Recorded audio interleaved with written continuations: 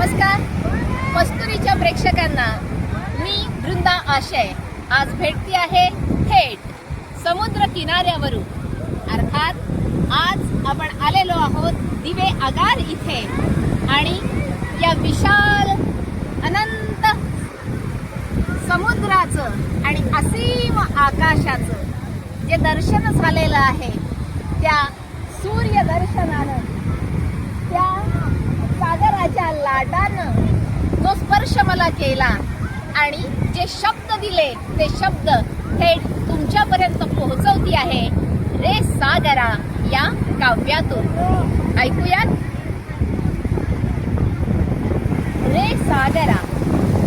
रे सागरा पाहून तुझ्या फेसाळत्या लाटा का स्मरती मज यमुनेच्या वाटा करून पदस्पर्शा ती पावते हर्षा करून पदस्पर्शा ती पावते हर्षा हेई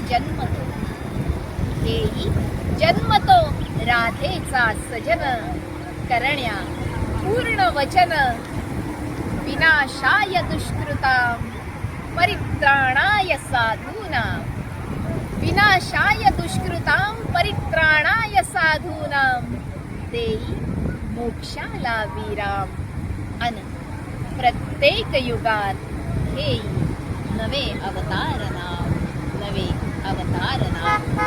त्या सागराला आणि त्या सूर्याला सरस्वतीच्या साक्षीनं प्रणाम।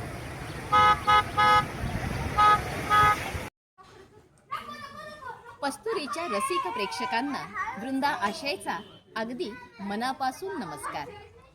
आपण आहोत दिवे आगार मध्ये। काल आपण भेटलो होतो समुद्रावर। आज आपण या ठिकाणी भेटत आहोत आणि सगळ्यात महत्त्वाचं म्हणजे मला तुम्हाला सांगायचंय, मी आज हरिहरेश्वरला गेले होते।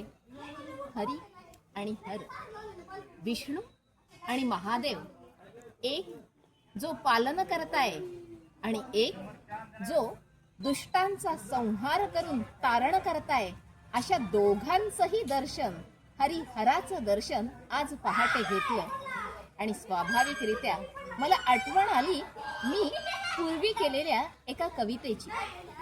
कविता करण्याचं किंवा आपण असं म्हणूयात कविता सुचण्याचं निमित्त काय होतं माहितीये? 4 डिसेंबरला भारतीय नौसेना दिन होता आणि मोहिनी ताईंनी ती पोस्ट फेसबुकवर केली होती। ती बघून मला ही कविता सुचली। आज तीच मी तुम्हाला ऐकवणार आहे। कविता हिंदीमध्ये आहे, एरवी आपण मराठीमध्ये भरभरून बोलत असतो। आज बघूयात हिंदीतली कविता काही जमली आहे का, कशी वाटली अवश्य कळवा। तुमच्यासाठी सादर करते आहे पैगाम। कवितेचं शीर्षक आहे पैगाम। ऐलान हो चुका है, ऐलान हो चुका है, यह जंग है हमारी, घर में ही छुपा बैठा है, देखो यह महाअरी। ऐलान हो चुका है, यह जंग है हमारी, घर में ही छुपा बैठा है, देखो यह महाअरी। ताकत नहीं है उसमें, ताकत नहीं है उसमें कि आ जाए वह सामने, पता नहीं कब तक वह संभलते रहेगा झूठे आईने, पता नहीं कब तक वह संभलते रहेगा झूठे आईने। बैठा है मेरा कान्हा, बैठा है मेरा कान्हा, सृष्टि के कण कण में खींच लाएगा वह तुम्हें एक क्षण में हिरण में। पल में प्रकटेगा मेरा कान्हा, पल में प्रकटेगा मेरा कान्हा, लगता था जो अव्यक्त। पल में प्रकटेगा मेरा कान्हा, लगता था जो अव्यक्त। हे रिपू सावधान, हे रिपू सावधान, अब तेरा बदल चुका है वक्त, अब तेरा बदल चुका है वक्त। ज्या हरिहरेश्वराचं दर्शन घेतलं त्याच्या चरणी ही रचना मला अर्पण करावी वाटते। श्री हरिहरेश्वरार्पणमस्तु।